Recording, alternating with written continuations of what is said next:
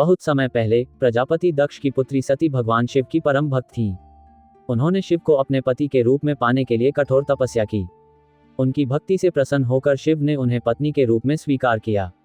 लेकिन सती के पिता दक्ष शिव को पसंद नहीं करते थे।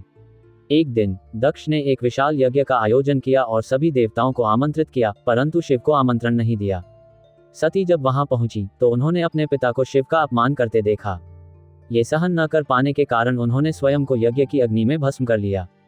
शिव को जब ये पता चला तो उन्होंने क्रोध में तांडव किया और वीरभद्र को भेजकर दक्ष का यज्ञ नष्ट कर दिया।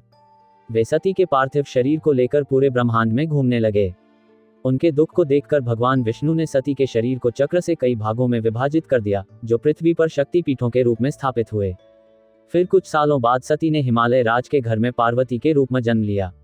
वे भी बचपन से ही शिव की उपासक थीं और जानती थीं कि वे ही उनके सच्चे पति हैं।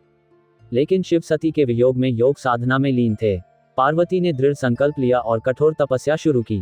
उन्होंने कई वर्षों तक सिर्फ हवा और पत्तों पर जीवन बिताया। उनकी कठोर तपस्या से देवता भी प्रभावित हुए, लेकिन शिव को मनाना आसान नहीं था।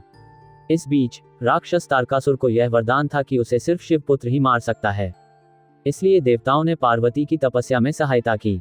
अंततः भगवान शिव ने उनकी भक्ति से प्रसन्न होकर प्रकट होकर उनसे विवाह करने की स्वीकृति दी।